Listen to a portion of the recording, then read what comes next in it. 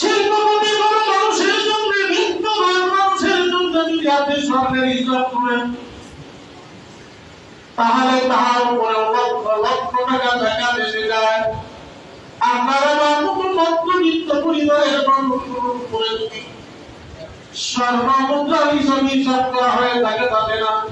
কিন্তু আল্লাহ তাআলা তার কোরআনুল কারীমের মধ্যে বলেছেন, আকিমুস সালাতা ওয়া আতুজ যাকাতা ওয়ারকাউ মা'আর রাকিঈন। বান্দারে, নামাজ যেমন তোমার উপরে ফরজ করেছি, নামাজ কায়েম করো। বান্দাবান্দি, নামাজের মতো তোমাদের উপরে যাকাতও ফরজ করেছি। আতুজ যাকাতা, যাকাত আদায় করিও, যাকাত আদায় করিও। স্বর্ণের হিসাবে মালিক হয়েছ, রূপার হিসাবে মালিক হয়েছ, ব্যবসায়ী হিসাবে মালিক হয়েছ, যে কোনো ভাবে তুমি মালিক হয়েছ। সমাজের গরিব মানুষের জন্য, আত্মীয় স্বজনদের জন্য তোমার মালের মধ্যে তাদের একটা অংশ এসে গিয়েছে।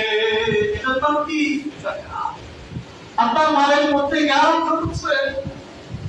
গরিবের অংশ ঢুকেছে। এখন কাদেরকে দিলেন যাকাতটা? দিল কাকে? সহজ একটা হিসাব, যাদের মাধ্যমে আপনি দুনিয়াতে এসেছেন, আব্বা আম্মা, দাদা দাদি, নানা নানি, দাদা দাদি, এই আত্মীয় নিজের আপনজনদের মাঝে নিজের যাকাতের টাকা দেওয়া যাবে। মাশাআল্লাহ, কারণ আপনার খুব কষ্টে আছে, দেশে আছে, আপনি চাকরি করেন, 50-60 হাজার টাকা বেতন পান। আরে যাকাত দিতে হবে না, 10 লাখ টাকা আছে, যাকাত এসে গেছে 12,000 30,000 টাকা, আপনারা একটু 10,000 টাকা দিয়ে দিন, আপনার খুশি হবো। কিন্তু আমি দিলাম কি? যাকাত। আপনাকে যাকাতের টাকা দিলে আপনার টাকা নাই, হবে না। মাইকে দিলে হবে না, দাদা দাদুকে দিলেও হবে না, কারণ এদের মাধ্যমে আপনার দুনিয়াতে আসা। এরা যাকাত পায় না, এদের আপনার মূল মালিক থেকে, মূল সম্পদ থেকে তাদের অংশ আছে। অতএব ওখানে দিতে হবে নিজের কামাইয়ের হালালিয়া, যাকাতের অংশ দেওয়া যাবে না। যাকাত দিতে হবে কাদেরকে? এক নম্বর নিজের আত্মীয় গোষ্ঠী, নিজের আত্মীয় জনদের মধ্যে যারা করি, এদের মধ্যে বিধবা যারা, এদের আমার বেশি। আত্মীয় স্বজনদের মধ্যে করি, পরিবেশের মধ্যে করি, এই মানুষগুলোর মধ্যে যাকাত বিতরণ করা। বর্তমান যাকাতের টাকা যেভাবে আমরা ব্যবহার দেই আর কি, মানুষকে যাকাত প্রদান করে দেই, এইভাবে যাকাত প্রদান করলে যাকাতটা সঠিকভাবে আদায় হয়। উদাহরণস্বরূপ, আজকে আপনি যাকাতের টাকা দিয়ে 500 শাড়ি কিনবেন, 500 শাড়ি প্রতি পিস 400 টাকা, যাকে দিবেন প্রতি 800 টাকা দামের শাড়ি কিনবেন। আপনি তো মার্কেটে যাই কিনছেন, যাকাতের শাড়ি দেন, মার্কেট বড় 200 শাড়ি প্যাকেট করে রাখছে যাকাতের জন্য। এই শাড়ি আপনি যাকাতের জন্য আনছেন, আত্মীয় স্বজনকে দেওয়ার জন্য, ওই শাড়ি ওই মহিলা পরে না। ওই মহিলা 1000 টাকা দামে শাড়ি পরে পাইকারি, আপনার এই 400 টাকা দামের পাইকারি শাড়িকে ব্যবহার করবে না। অতএব এইভাবে যাকাত দিলে খালি শাড়ির পরিমাণ বৃদ্ধি করা আর যাকাত গ্রহীতার পরিমাণ বৃদ্ধি করা, এই নিয়মে যাকাত দিলে যাকাত সুন্দর হবে না।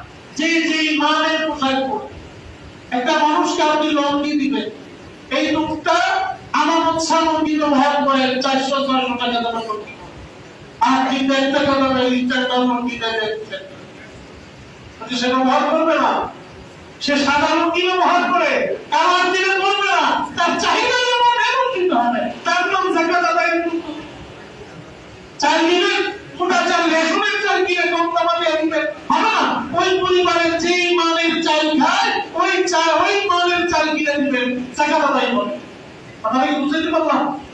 যাকাত গুরুত্বপূর্ণ একটি বিষয়। তাহলে যাকাত, তাহলে এই যে আত্মীয় স্বজন, প্রতিবেশী, এদের মধ্যে সবচেয়ে প্রাধান্য দিতে হবে ধার্মিক মানুষ। তাদেরকে ধার্মিক মানুষ। আপনারা যারা যাকাতের চাই, যাকাতের ভাত, যাকাতের পোশাক, যাকাত নামাজ পড়বে, কোরআন তিলাওয়াত করবে, জিকির করবে, তাহলে আপনার যাকাত দেওয়ার মাধ্যমে যাকাতের সওয়াব হাসিল হয়ে গেল। আপনার দেওয়া চাই পাক খাওয়ার পরে নামাজ আদায় করেছে, নামাজের মাধ্যমে শুকর আদায় করছে, অমুক ভাইয়ের মাধ্যমে আজকে রিজিকের ফয়সালা হয়েছে, মানে বাইরে মাফ করে দিও, এই দোয়া আল্লাহ রাব্বুল আলামিনের আরশে পৌঁছে যায়। অতএব কার্মিক মানুষগুলোর ক্ষেত্রে আপনার যাকাতের অংশ প্রয়োগ করা চাই। কাদের মধ্যে? যাকাত ধার্মিক মানুষের মধ্যে। ওই যে চুকাই লেঙ্গা পুরা রাস্তাঘাটে ভিক্ষা তার পেশা, এই ধরনের মানুষের মধ্যে যাকাত না দেওয়া চাই। কারণ আপনি যাকাত যতই দেন, ঈদের পরে আপনি আবার রাস্তায় গালা 5 লক্ষ টাকা দিলেন, ভিক্ষা ছাড়বে না।